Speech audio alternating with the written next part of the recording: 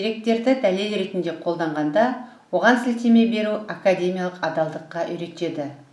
Академиялық адалдық – ол өзгенің еңбегіне құрметпен қарау, өзгенің зияткерлік санатты меншігінен саналы түрде бас тарту, өзінің зияткерлік еңбегіне адал қарым-қатынасы және қара ниетті тәжірибеден алшақтау.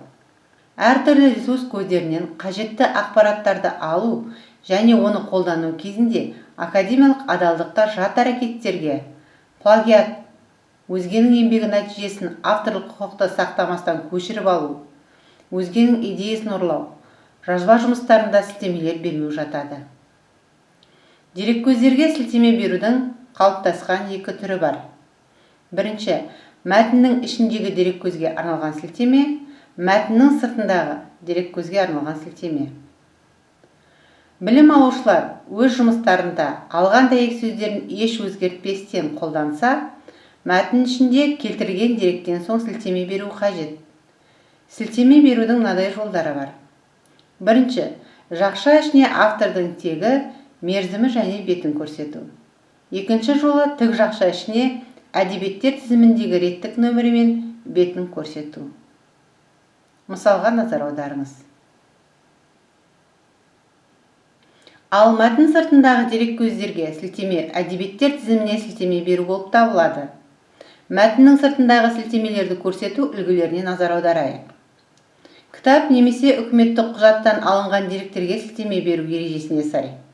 Бірінші үлгі.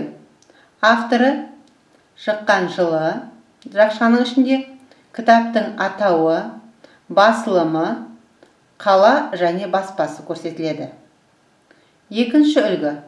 Егерде электронды дерек көзінен алынған болса, авторлары, шыққан жылы және сайт сілтемесі беріледі. Ескерту. Бірнеше авторлары бар жұмыстар үшін барлық авторларды қосу керек болады.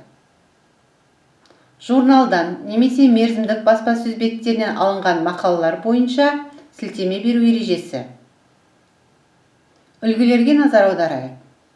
Авторы, авторлары немесе жылы, айы, мақаланың атауы, мерзімдік баспасөздің атауы, шығарылған нөмірі, беттер нөмірінің диапазоны жазылады. Басқа тілдегі ресурстарға сілтеме жасау. Қазақ тіліндегі мақалаларға орыс немесе ағылшын тіліндегі ресурстардың қазақ тіліндегі ресми аудармасы қолданылуы тиіс. Авторлардың аты жөні транслитерация арқылы жазылады. Қай тілдегі материалды қолданғаныңызды жақшаның ішіне жазасыз. Қазақ тіліндегі мақалаға орыс немесе ағылшын тіліндегі ресурстардың қазақ тіліндегі ресми аудармасы жоқ болса, кириллица әліппесіне трансляция жасау керек. Ресурстардың атауын қазақ тіліне қажет болған жағдайда өзіңіз аударасыз. Фотосуреттер, диаграмма, графикалық кескіндер мен бейнежазбаларға сілтеме беру.